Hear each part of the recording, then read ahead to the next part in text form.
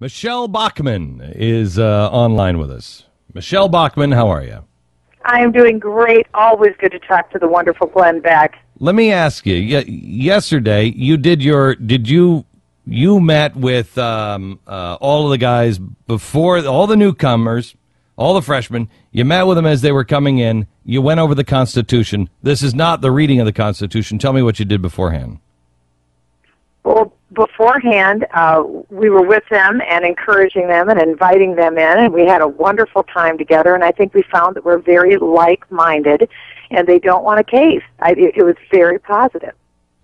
You meet with Scalia? Oh, the Scalia meeting, Glenn, will be on Monday, January 24th. And Justice Scalia will be coming in between 5:30 and 6:30 p.m., and we'll have our first seminar on the Constitution. We're kicking off weekly seminars on the Constitution. He has graciously agreed to be our first speaker on the Constitution. I love you. What is this fetish, Michelle, you have with the Constitution? This propaganda of the Constitution. We don't worship the document. We're just supposed to be governed by it. Can you believe all the madness coming out of the Democrats over this? They said it was nonsense for us to read it. Can you believe, Glenn, that it's taken this many years for us to actually read the document on the floor of the House? This is a major accomplishment. And then the next move that we made after reading the Constitution, we took a vote to cut our own member allotments by 5%. That meant that I had to let a person go and my staff. But we're getting serious. If we want to have any moral authority to do cutting of the budget, we need to start with ourselves, and that's what we did. We cut ourselves 5%, and now we plan to go on to the rest of the budget and make cuts that are necessary so that we can actually live within our means and get to the point of a balanced budget. It's not symbolic. It's serious. And that, of course, has sent the left liberals into apoplectic fits. Let me ask you this.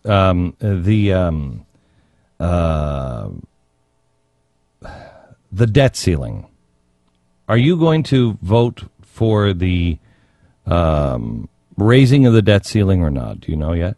I will not be voting to raise the debt ceiling because in the last 10 years, we have increased the debt ceiling 10 times. Right. And it's like your listeners, if they had a Visa card and they maxed it out and they called up Visa and said, well, just raise the limit. I need to spend more money.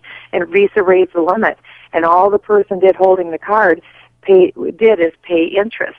Well, that's what the United States has done for year after year after year. Pretty soon you can't even make your interest payments anymore. Okay, Michelle, and I say we don't do that. You and I are on the same page on that philosophy that we shouldn't do that. However, let me give you the same home analogy. By not raising the debt ceiling, we default on our mortgage. And everything, what you do in that situation is, and I've said on the air several times, I'm glad I'm not in Congress because this is, do you want a gun to your head or do you want a cyanide tablet? When you don't raise the debt ceiling, what happens is you are basically saying to the bank, I'm not going to pay my mortgage, instead of saying, I'm going to pay my mortgage, but I'm going to sell my car. I'm going to start taking the bus to work. I'm going to cancel the cable. What happens to America if the debt ceiling is not raised? What is the scenario that happens to us with the rest of the world and our financing and just shutting the spigots off? Well, it's negative. And shutting the government down is an admission of failure on the part of Congress. Don't forget, this is a problem of our own making. This didn't just happen to us. This overspending is a problem of our own making. And on my Facebook site, I have charts side by side of all of the debt accumulated under George Bush and under Barack Obama, and the debt ceilings are next to them, and the projections going forward to where we're going under the debt ceiling. We can't keep it up. And so that's why my staff and I sat down, Glenn. We came up with $450 billion in cuts, and I think we can even do more. Will they be painful? Yes. Will they be sacrificial? Yes. But I don't see members of Congress coming up with their lists of cuts, and I'm urging everyone, Senate, House, Republican, Democrat, put on your green eye shades. Let's all go into a room with our proposed cuts and keep cutting until we can get the budget balanced. Are your $450 billion in cuts available anywhere? Yes, we do have them, and they are across the board. They're from everything from defense where can somebody agriculture. Where can somebody see them?